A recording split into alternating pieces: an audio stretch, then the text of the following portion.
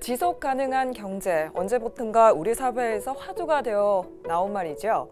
여기에 발맞춰 행정에서도 정책 방향을 사회적 경제에 초점을 맞추고 있습니다. 우리 지역도 마찬가지인데요.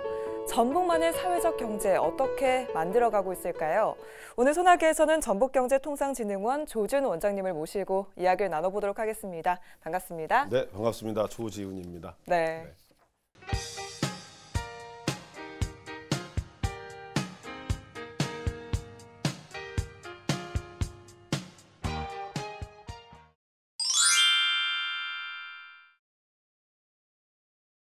지금 어떻게 보면은 이번 정권 들어서 사회적 경제 좀 화두가 되고 있는데 여기에 발맞춰서 저희 지역 전북은 어떤 방향으로 좀 발맞춰 나갈 계획이신가요? 일단 그 사회적 경제라고 하는 것이 최근 들어서 우리 지역에서도 사회적 경제 이야기를 많이 하고 심지어 정부의 각 부처, 기획재정부는 물론이고 행안부 그리고 저 농림부까지 전부 다 사회적 경제 한다고 해요. 그래서 이제 소위 말해 열풍이 부는 것처럼 이렇게 보여지는데 우려점도 사실은 있습니다. 네. 이게 사회적 경제를 하면 두 가지의 그 유형들이 나타나는데 하나는 진짜로 사회적 경제 활동을 하는 기업과 사람들이 있고 하나는 사회적 경제라고 하는 사람들한테 인기 있는 이 단어에 편승해서 이익을 취하려고 하는 모양도 같이 공존하고 있는 거죠. 근데 저희 생각은 이 둘 다 포기할 수 없다고 생각합니다. 네. 이 모두를 포용해야 이 사회적 경제가 더 발전한다. 왜냐하면 아직도 사회적 경제는 매우 아직도 작고 그리고 전체적으로 양적인 측면에서 절대적으로 부족한 상황입니다. 그래서 이 모든 것들을 포용해서 진행하면서 지금까지 십수년 동안 혹은 수십 년 동안 이런 그 유행이 되기 전에도 사회적 경제 활동을 했던 사회적 경제 조직들의 연대의 틀을 잘 만들어 나가려고 생각하고요. 다만 이제 약간 우려가 되는 건 사회적 경제를 마치 구멍가게 연대로 생각하는 일부의 사람들이 있어요. 네. 작은 것 그리고 동네에서 텃밭일 구르는 것 이런 것을 사회적 경제로 이해하는 그런 유형들이 있는데 그런 것들을 뛰어넘어서 이 규모의 경제 속에 사회적 경제의 역할을 해나가게 하는 이런 방향을 좀 설정하고 있습니다. 어떻게 보면 지금 사회적 경제 어떤 근간을 두고 있는 정말 필요한 사회적 기업 이외에도 그 분위기에 편승하려 하는 이익을 취하려고 하는 그런 기업들조차도 지금 사회적 경제의 어떤 분위기를 좀 만들어가는데 필요하다 이렇게 지금 말씀하신 것 같아요. 그리고 최소한의 그 분위기에 편승해서 이익을 취하려고 하는 기업도 최소한의 일은 해야 되거든요. 그 최소한의 일이 나중에는 기업가 정신으로까지 갈 가능성이 높다. 그것마저도 긍정으로 바라봐야 된다 이렇게 생각합니다. 지금 기존 너무 그 양적인 네트워크가 부족하기 때문에 그렇습니다. 그런 건 거죠. 예, 그렇죠. 일단 저희가 지금 사회적 경제 이야기를 하고 있는데 요즘 워낙 많이 사용하는 용어라서 다들 아시지 않을까 생각이 들지만 여전히 그래도 모르시는 분들을 위해서 한번 좀 짚고 넘어가야 될 것 같거든요. 네. 사회적 경제라고 하는 건 개념이 특정화되어 있지 않습니다. 제가 이게 하나만 그냥 읽어드리면 네. OECD에서 정의하는 사회적 경제는 국가와 시장 사이에 존재하는 조직에 내재된 것으로 사회적 요소와 경제적 요소를 동시에 추구하는 것 이렇게 정의하거든요. 근데 EU에서는 유럽연합에서는 참여적 경영 시스템을 갖춘 협동조합, 상호공제조합, 사단법인, 재단법인 등의 사회적 목적을 추구하기 위한 경제적 활동 또 이렇게 돼 있습니다. 뭔 말이죠? 어렵네요. 어렵죠? 네. 우리나라는 그럼 어떻게 사회적 네네. 경제를 정의하냐면 구성원 간 협력, 자조를 바탕으로 재화, 용역, 생산 및 판매를 통해 사회적 가치를 창출하는 민간의 모든 경제적 활동으로 구성원의 참여를 바탕으로 국가와 시장의 경계에서 사회적 가치를 추구하는 경제 활동을 의미한다고 정의한다. 더 어려워지죠? 네. 이런 사전적인 의미 말고 원장님이 그러니까 생각하시는 이런 사회적 겁니다. 경제는 어떨까요? 이게 말은 굉장히 어렵지만 대체적으로 이게 이거 뭔가 사회적 가치를 실현하는 거고 사회적 문제를 해결하는데 이게 돈이 돼? 이런 느낌으로 오는 거잖아요. 네. 그래서 우리가 쉽게 접근할 수 있는 건 뭐냐면 과거에 우리나라의 사회적 경제 영역이 존재했다고 하는 겁니다. 아주 뿌리 깊게. 대표적인 예라 품앗이라고 하는 거 있잖아요. 품앗이를 하면 그게 금전적으로 오는 것이기보단 서로가 네, 도와서 네. 공동의 이익을 네. 추구하는 거고, 그리고 우리가 해방 이후 혹은 일제 강점기 때부터 종교를 기반으로 해서 신협 운동들이 일어났고 지금도 신협이 있습니다. 이 신협이 우리나라는 대표적인 사회적 경제 영역이라고 이해를 하시면 되고요. 그냥 쉽게 생각해서 사회적 문제를 해결, 사회적, 여기서 말하는 사회적 문제라고 하는 건 아동, 장애, 뭐 환경 문제 이런 것들을 해결하는데 그게 비즈니스 모델이 되게 하는 것, 이것이 사회적 경제 활동이다 이렇게 이해를 하면 그래서 조금은 접근을 할 수 있지 않을까. 일단 그렇다면 이 사회적 경제, 지금 원장님이 말씀하신 사회적 경제, 우리 지역에서 좀 만들어가기에 어떤 환경이나 이런 것들이 좀 괜찮을까요? 약간 이게 이제 이런 제가 설명을 할 때 마음속으로 이렇게 흡족하진 못해요. 왜냐하면 전라북도가 사회적 경제 활동을 하는데 매우 다른 타 지역에 비해서 우월합니다. 예를 들면 마을 기업 같은 경우가 전국에서 다섯 번째로 많고요. 사회적 기업 같은 경우도 전국에서 네 번째로 많고, 협동조합 같은 경우는 전국에서 서울, 경기에 의해서 세 번째로 많습니다. 근데 이러한 현상들이 어디로부터 출발하냐면 우리가 60년대, 70년대 산업화의 과정 속에서 정치적 이유에 의해서 전라북도가 소외되는 과정들을 겪잖아요. 이러면서 사회적 경제에 대한 기본 개념이 우리 지역에 아직 살아남아 있었고 그것들로 대체하지 못하는 다른 영역들을 사람들이 발견해 나가는 거죠. 그러면서 우리 지역의 사회적 경제 영역이 활발해지는데, 어떻게 보면 중앙 정부의 어떤 지원에서 소외받다 보니까 우리 지역만의 어떤 그렇죠. 그런 장점이나 이런 것들 살리면서 더 마을화되고 집적화되고 이런 그렇습니다. 것들이 있었나요 보네요. 그렇습니다. 그렇군요. 그렇다면은 지금 말씀해주신 사회적 기업이나 이런 것들 우리 지역 전북에는 어느 정도 있나요? 사회적 기업 같은 경우에는 2007년도에 사회적 기업 육성법이 시작된 이후로 전국에 약 2,100여 개 정도의 사회적 기업이 있는데 그중에 우리 전라북도가 인증 사회적 기업이 125개입니다. 그리고 협동조합 같은 경우는 2012년부터 협동조합 기본법이 시작이 됐는데 약 전국에 1만 600개 정도의 협동조합이 있습니다. 그중에 우리 전북 지역에 950개 정도의 협동조합이 있고요. 마을 기업 같은 경우도 전국에 1,500개 정도의 마을 기업이 있는데 전라북도에 107개 정도가 있습니다. 그래서 우리 전라북도의 이런 마을 기업, 협동조합, 사회적 기업이 차지하는 비율이 전국에서 약 5%에서 7%를 차지하면서 전국적으로도 주목받을 뿐만 아니라 이런 마을 기업을 지원하는 기관들은 항상 전국의 평가에서 항상 상위에 있는 겁니다. 그러면서 이게 이제 선순환 활동들이 이제 시작되고 있다 이렇게 보실 수 있을 것 같습니다. 어떻게 보면 지금 우리 지역의 이런 분위기를 조금 더 끌어올리기 위해서 다양한 프로그램을 진행하고 계신 것 같은데, 그렇습니다. 사회적 기업가 육성 사업 올해도 진행을 하셨는데 경쟁률이 꽤 높았더라고요. 3대1 정도 됐던데요. 그러니까 이게 이제 안타까운 건 사회적 기업가 육성 사업으로 저희들이 팀을 모집을 하는데 1년에 40개 팀밖에 모집을 못합니다. 한국 사회적 기업 진흥원으로부터 그 육성할 수 있는 팀을 배정받는 거거든요. 근데 전라북도가 40개 팀을 배정받은 걸 서울, 부산, 이 광주 이런 데는 되게 몇 개씩 받나요? 시기를 합니다. 보통 기관마다 15개에서 25개 사이로 갔습니다. 전라북도가 40개를 받은 건 2배 이상을 받았네요. 그 서울에 있는 아주 대표적인 사회적 기업 육성 기관 다음으로 저희가 많은 거거든요. 그래서 그동안에 저희들이 노력했던 것들이 평가받았다 이렇게 생각을 하고요. 저희들이 이제 특히 사회적 기업가 육성 사업을 할 때 가장 되뇌이는 말들이 있습니다. 서로에게 되뇌이는 말들이 진심으로 하자 이렇게 얘기합니다. 이게 사실은 이 정부 정책이라고 하는 건 짜진 매뉴얼에 의해서 그 매뉴얼대로 돌아가는 거거든요. 이때 지극히 사무화됩니다, 사람들은.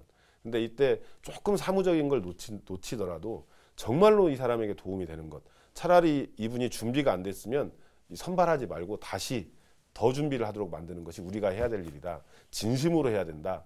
이것이 이제 우리 그 업무를 담당하는 직원들이 늘 되뇌이는 말이기 때문에 그것이 오히려 더 성과를 낸 것이 아닌가 이렇게 생각합니다. 지금 이 방송 보시면서 사회적 기업에 관심 있는 분들이 나도 이런 프로그램 좀 참여하고 싶다 이런 생각 많이 하실 것 같은데, 일단은 지원한다고 다 되는 게 아니잖아요. 아까처럼 경쟁률 3대1 높기도 하고 선정 과정도 까다로울 것 같고 또 선정이 돼서도 뭐 과정이 교육도 받아야 되고 여러 가지 있더라고요. 기본적으로 매년 3대1 정도의 경쟁률인데 이 3대 1의 경쟁률에서 선발화를 할 때 처음에 서류를 제출을 합니다. 네. 근데 이제 서류를 제출하고 나서 3일간의 합숙은 아니지만 연속된 그 신층 면접 교육이라고 하는 걸 가지게 되고요. 이 신층 면접 교육이 끝나고 나면 그 교육을 바탕으로 해서 이제 자기 사업 계획서를 작성하게 합니다. 네. 이 사업 계획서를 작성을 해서 그거를 발표를 하는데 이때 전문가 대면 평가를 받습니다. 근데 이제 여기에서 저희들이 중요하게 여기는 게 있는데 사회적 기업이라고 하는 게 사회적 가치를 실현하는 기업 활동이라고 그랬잖아요. 네. 근데 그러면 이 단어 속에 두 가지의 요소가 딱 드러납니다. 핵심 요소가. 하나는 사회적 가치, 사회적 문제를 해결하는가. 그리고 또 하나는 그것이 비즈니스 모델로 정말 가능한가. 이 두 가지가 만족되어야 선발을 하는데 그 처음 창업하는 팀들이 두 가지를 만족하기는 정말 어렵거든요. 그렇죠. 보통 한 10팀에서 15팀 이런 정도는 이렇게 대충 모델이 만들어지는데 네. 나머지는 많은 부분이 막 본인들도 헷갈려 해요. 그렇죠. 그래서 둘 중에 하나가 명확한 팀, 그러니까 비즈니스 모델이 명확한 팀에게는 사회적 가치 실현이라고 하는 것들에 대한 교육을 집중하고 사회적 가치와 사회적 문제 해결의 모델이 정확한 데는 어쨌든 돈을 벌어야 기업이잖아요. 네. 이 비즈니스 모델로서 수익 창출을 하는데 집중해서 신층 면접 과정을 거치게 되거든요. 그리고 나면 이제 대면 평가 통해서 최종 평가에서 선발하게 되고 1년간의 그야말로 훈련 지원금을 받는데 지원금을 단순히 그냥 자기가 쓰고 싶은데 쓰는 게 아니고 지원금을 쓰는 것조차도 훈련 과정이라고 생각해요. 네. 그래서 훈련 과정 거쳐서 1년 안에 법인 형태의 기업이 창업을 하는 거죠. 그리고 나면 다시 조금 전에 말씀드렸던 성장지원센터 소셜 캠퍼스 온에서 사후관리 프로그램을 통해서 또 2년 동안 교육 과정을 거치게 됩니다.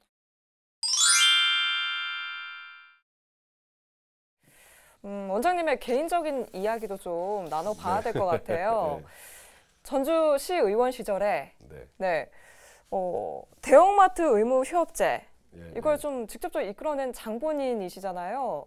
네. 그렇죠. 제가 2010년도에 전주시 의원 4선을 하고 이제 의장이 됐습니다. 이제 의원들끼리 네. 투표를 해서 의장이 되고서 꼭 하고 싶었던 일이 있었는데 제가 초선이 1998년도에 되거든요. 네. 네. 그때 1998년도에서 99년을 넘어가는 사이에 무슨 일이 있었냐면 서신동에서 그 모 대형마트가 개업을 합니다. 네. 네. 네. 그리고 그야말로 지역 자금의 역유 유출의 대표 주자가 돼서 블랙홀처럼 빨아들이죠. 그때 기억하실지 모르겠지만 셔틀버스를 운행을 했습니다. 가지고 그야말로 쓸어 담았거든요. 그래서 그때 저희가 이제 그 당시에 전주시 의원들과 함께 당시에 성남에 있는 본사를 찾아가서 제발 좋다 다 좋은데 이거를 지역법인화 해달라라고 하는 요청을 하러 갑니다.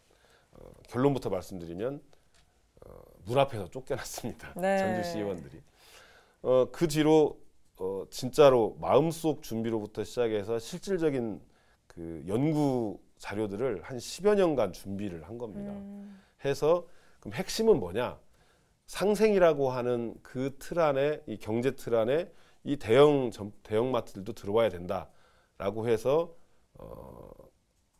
정기 휴일과 그리고 영업시간 단축이라고 하는 것을 주제로 내걸고 한 4개월 정도 12월부터 4개월 정도 겨울에 천막 생활을 좀 했었죠. 네. 그때 그래도 힘드셨지만 또 소상공인들의 응원이라고 해야 될까요? 네. 그런 것도 좀 많이 받으셨는데 그때 분위기 좀 어땠나요? 예전에 이제 막 그 민주화 운동할 때 투쟁을 하면 즐겁게 해야 된다 이런 말을 한때 했던 적이 있어요. 네. 정말로 진지하고 괴로웠지만 한편으로 굉장히 행복했던 게 뭐냐면 그때 기억하실지 모르겠지만 사람들이 10원짜리 동전 장보기를 합니다. 10원짜리 50원짜리로.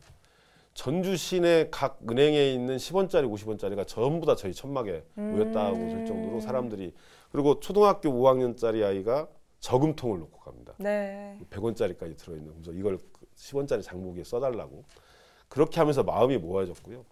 이게 저희 전북 지역만 아마 했으면 저희가 고립됐을 수도 있어요. 그런데 전국 소상공인 연합회라고 하는 곳이 저희 지역에 저희 이제 천막에까지 와서 저희 천막에 가서 지원을 하고 자기 지역으로 돌아가서 비슷한 일들을 자기들도 합니다. 천막 생활은 아니어도 그런 주의 주장들을 계속해서 하죠. 그때 저희를 지원했던 대표적인 그 소상인 연합회 회장이 지금 뭐 하시는지 아세요? 인태현이라는 분인데 지금 청와대에 비서관입니다. 그 청와대에 일자리 수석실에 자영업 비서관이 있는 거 아십니까? 명칭이 정식 명칭이 자영업 비서관입니다. 이렇게까지 그런 큰 정책적 변화를 이뤄내는데 전주 시민들이 아주 큰 역할을 했다 이렇게 말씀드리고 있습니다. 어떻게 보면 지금 원장님도 그때 소상공인들의 어떤 힘에 어떤 응원에 힘입어서 지금의 자리에 계시지 않을까 이런 생각도 들거든요. 당연한 얘기입니다. 네네네. 네. 그런 것이 없었으면 꿈도 꿀 수 없었죠. 맞습니다. 그래서 오히려 또 소상공인들의 입장을 더 잘 이해하고 대변해 주실 수 있지 않을까, 그들에게 필요한 정책을 좀 실행해 주지 않으실까 이런 생각이 드는데,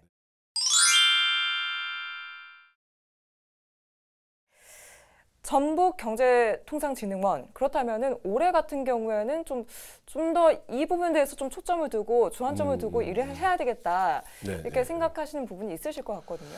제가 군산 지금 현 시장이 하나의 정책을 펴는 거 보고 굉장히 제가 이제 감동을 받은 게 있는데, 그게 뭐냐면 군산시가 그 현대중공업 그리고 GM 그 문을 닫으면서 굉장히 어려웠잖아요. 네네.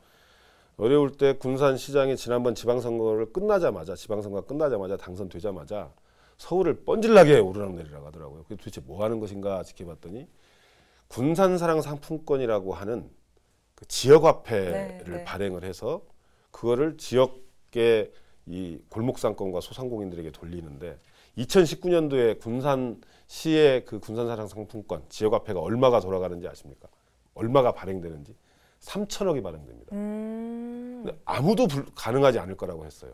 그만큼 수요가 있으니까 그렇죠. 되는 거죠. 네. 네네. 그렇게 하면서 어떤 현상들이 벌어지냐면, 이게 그 군산사랑 상품권만 쓰는 게 아니고 그 상품권을 지역 내 골목상권과 소상공인들과 함께 나누어 쓰다 보니 이게 이제 소비의 패턴들이 바뀌기 시작하는 겁니다. 네. 그래서 실제로 시너지 효과를 많이 기울이고 있거든요. 그러면서 그 군산시장의 이 정책 하나가 사람들에게 지금 뭐 여전히 어렵긴 하지만 희망을 줄 수 있다라고 하는 걸 제가 보면서, 그렇다면 이 소상공인과 중소기업, 사회적 경제 기업들의 지원기관으로서의 이 경제통상진흥원은 무엇에 주안점을 둬야 되는가라고 하는 걸 고민했을 때, 보통 창업한 지 3년에서 7년 이내에 이 창업한 사업체들이 망하는데, 요거를 죽음의 계곡이라고. 데스밸리 죽음의 계곡이라고 얘기를 합니다. 이 죽음의 계곡을 어떻게든지 극복할 수 있도록 하는 요 프로그램을 우리가 좀 만들어야겠다. 그래서 2019년도에는, 근데 이 프로그램을 만드는 게 쉽지는 않거든요. 저희가 이제 정책을 새로 입안해서 만드는 기관이 아니고 정해진 정책을 집행하는 정책 집행 전문 기관이기 때문에 여기에는 우리 구성원들의 각고의 노력이 필요하고, 이 구성원들의 역량이 올라가서 전문가적 수준으로 올라가야 그런 것들을 잘 들여다볼 수 있고 방안들을 찾을 수 있을 거라고 봅니다. 그래서 2019년도에 경제통상진흥원은 이 사업체들의 데스밸리를 극복하기 위한 프로그램을 만들어내고 실제로 실행해 나가는데 제일 큰 힘을 기울이려고 합니다. 어떻게 보면 거기에 대한 일환으로 지금 진행 중이신 게 제도전 성공 패키지 이런 프로그램이 아닐까 싶거든요. 전라북도에서 만든 프로그램이고 이것이 전국화되어지는 프로그램인데요. 제도전 성공 패키지라고 하는, 아까도 사회적 기업가 육성 사업에서도 말씀드렸지만, 제도전 성공 패키지라고 하는 이 지원 정책을 가동하는 것만으로는 실질적 효과를 거향하기 쉽지 않다고 생각을 해서, 이 사업을 진행하는 사람들이 얼마만큼 진심으로 하고 얼마만큼 현장 속에 들어가서 그걸 반영해 내느냐라고 하는 게 제일 중요하고, 특히 여기에서 저희들이 이제 방금 전에 정책 집행 전문 기관이라고 했잖아요. 네. 정책 집행 전문 기관으로서 가장 중요한, 그동안에 놓치고 있었던 요소 중에 하나가 뭐냐면 피드백하는 겁니다. 정책을 세우는 사람들에게 이 정책 효과에 대해서 피드백해 주는 거거든요. 네. 이 피드백을 제대로 해야 되는데, 보통 우리가 창업을 하고 3년 정도 지났을 때 그걸 생존율이라고 하는데 그 생존율이 몇 프로쯤 될 거라고 생각하세요? 일단 3년 지났다. 60%가 안 된다. 네, 38%입니다. 그렇군요. 특히 이 5년이 지나면 30% 미만으로 뚝 떨어집니다. 거기다가 도소매업이나 제일 창업하기 쉬운 게 도소매업 음식업이잖아요. 이 도소매업 음식업은 25% 18% 그렇습니다. 네. 생존율이. 네. 그러니까 그야말로 10개 중에 8개가 망하는 겁니다. 5년 지나면. 이 과정에 대해서 지금은 창업을 이거를 그러니까 이 과정을 극복하려면 창업을 할 때 아주 신중하고 잘 준비해서 창업하게 해야 되고 창업을 하고 난 다음에 필요한 내용들이 현장에서는 무엇인가를 잘 이해해서 그러니까 설계를 잘해야 됩니다. 네. 그래서 이제 제가 꼭 그런 표현들을 쓰는데 과거에는 정부 지원 정책들, 전라북도의 지원 정책들이 세트 메뉴화 돼 있었습니다. 그리고 이것을 필요로 하는 사람들이 나한테 필요한 세트가 뭐냐, 음식점에 가도 세트 메뉴 이렇게 고르잖아요. 그래서 고르는 것처럼 이렇게 가요. 근데 중요한 건 뭐냐면 현장에 가보면 이 정책들을 필요로 하는 사업체, 기업체들은 자기가 필요한 것이 뭔지를 잘 모릅니다. 네. 자기의 현실 파악을 잘 못하거든요. 그래서 우리가 해야 될 일은 뭐냐면 그것이 아니고 우리가 가지고 있는 지원 정책들을 테이블 위에 전체를 싹 펼쳐놓고 네. 이 중에 당신들에게 필요한 것이 뭔가를 골라가게 하는 옵션 메뉴형으로 설계를 다시 재설계를 해야 된다는 거죠. 예전 정책 같은 경우는 패키지로 당장 그 기업에 필요 없는데도 뭉뚱그려서 다 지원했다면 그거보다는 그런 이렇게 요소를 다 펼쳐놓고 그 중에서 그렇죠, 정말 그렇죠. 필요한 것만 지원하자 네. 이런 말씀이신 그게 이제 거죠? 효과를 거양한 대표적인 그 지원 사업 중에 하나가 그 전북형 수출 바우처 사업이라는 게 있어요. 그거는 그야말로 기업들이 왜 그 사회복지 정책 중에 바우처 카드 있잖아요. 네. 그 카드 있으면 음식 사 먹는 거부터 시작해서 문화생활을 영위하는 것까지 자기가 하고 싶은 걸 하게 하는 거지 않습니까? 마찬가지로 기업에게도 나에게 필요한 정책들을 내가 스스로 결정하게 하는 이 수출 전북형 수출 바우처 사업이라고 하는 게 있는데 이 사업의 효과가 높다 보니까 경쟁률이 뭐 10대 1 이렇게까지 갑니다. 이 사업을 네. 진행하기 위해서. 그런 것처럼 모든 지원 정책이 이 수요자 중심의 이 정책 참여자 중심의 옵션형 설계로 바뀌어지도록 가야 된다. 이렇게 말씀드립니다. 앞으로 그러면은 전북경제통상진흥원 어떻게 좀 운영해 나가고 싶으신가요?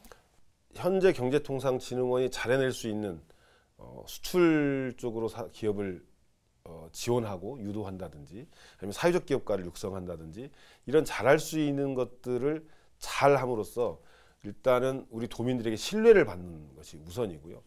그래서 그 신뢰를 바탕으로 해서 어떤 역할을 해야 되냐면 이제 우리 경제통상진흥원에 찾아오는 이제 저희들 표현으로 하면 고객 이렇게 표현을 하거든요. 그 고객들이 찾아오면 대부분의 10분 중에 6분은 저희들이 도와드릴 수 없는 분들이에요. 빈손으로 갈 수밖에 없습니다. 그런데 그분들에게 빈손으로 가지 않게 하려고 하면 뭐냐면 그분들에게 맞는 지원 정책이나 다른 프로그램이 있는 곳으로 안내를 해드려서 실망감을 조금이라도 덜어드려야 되거든요. 그래서 경제통상진흥원은 이런 지원 정책의 터미널 기능을 하는 고객이 찾아오면 나에게 필요한 정책이 무엇이고 나에게 필요한 지원 프로그램이 무엇인가를 알아서 그쪽으로 찾아갈 수 있도록 안내를 하는 그런 터미널 기능을 하는 것이 첫 번째고요. 두 번째는 조금 전에 우리 초기에 우리 이야기 처음 시작할 때 사회적 경제 이야기 많이 했지 않습니까? 네. 사회적 경제에 있어서 가장 중요한 요소 중에 하나가 앵커라고 하는 게 닻을 내서 딱 든든하게 그 자리를 지켜주는 조직이 필요한 거거든요. 네. 우리 경제통상진흥원이 그런 사회적 경제 활동의 앵커 조직의 역할을 하는 것 이런 것들을 진행하려고 합니다. 네. 평소 우리 원장님께서 자주 하시던 이야기가 있더라고요. 그 벽이 아니라 문이라고 생각하고 뚫고 나가는 그런 적극적인 자세가 필요하다. 우리 소상공인들의 이런 적극적인 자세와 전북경제통상진흥원의 이런 좋은 프로그램들이 함께 만난다면 우리적 경제의 미래는 좀 더 밝아지지 않을까 이런 생각이 듭니다. 오늘 소나기 여기까지 이야기 나누도록 하겠습니다. 고맙습니다.